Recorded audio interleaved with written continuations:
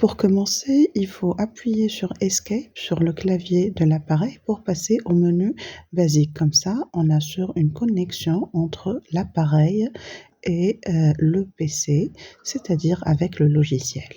Maintenant, on clique 2 fois sur le logiciel, là l'icône qui est en bas, et on lance notre logiciel.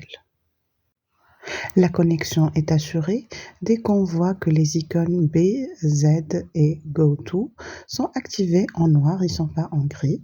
Si ce n'est pas le cas, il faut relancer le logiciel encore une fois. Alors l'appareil permet l'acquisition de l'absorbance ou de la transmittance soit à une seule longueur d'onde, soit à plusieurs longueurs d'onde, soit l'acquisition d'un spectre.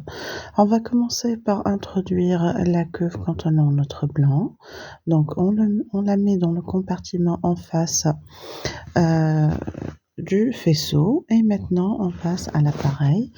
On commence par appuyer sur Z pour faire l'auto-zéro, un balayage pour faire le zéro.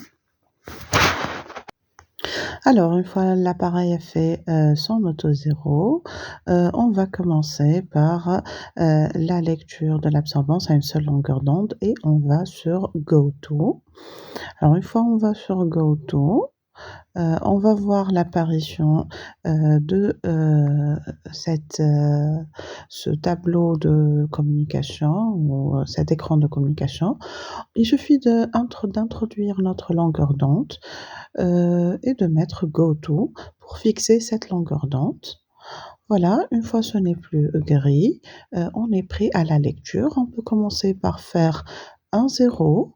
Ensuite, on introduit tout simplement notre cuve et on va directement l'apparition donc de la valeur de l'absorbance sur cette icône.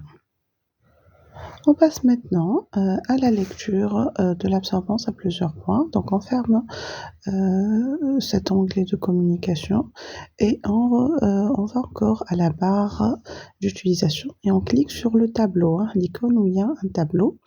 On va à l'apparition de cet écran de contact.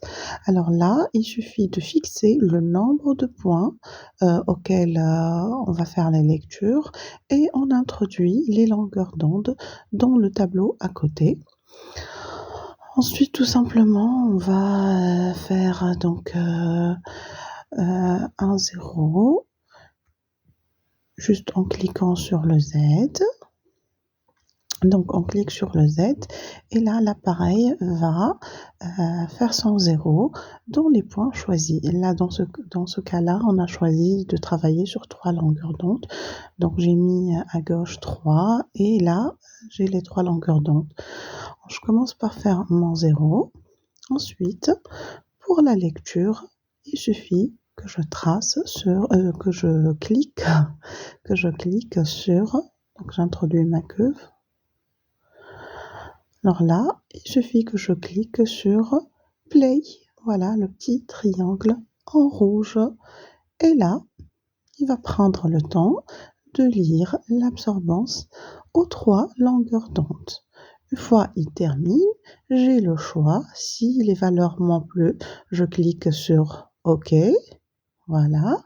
Sinon, si je trouve que les valeurs sont aberrantes, je clique sur Cancel et comme ça, j'ai la possibilité de répéter mon échantillon ou mon sample.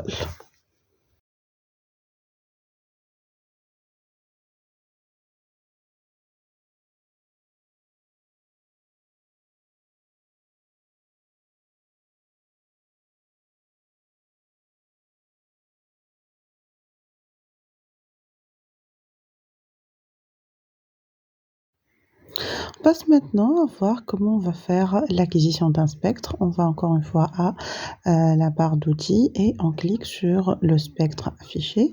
Et là, on va voir cet écran de communication. Là aussi, tout simplement, on met notre cuve de blanc. On clique sur le Z pour faire un zéro. On laisse l'appareil acquisitionner son zéro. Et après, On va directement y tracer lui le spectre. directement, d'accord? Il mesure et il lit en même temps. Si jamais tu veux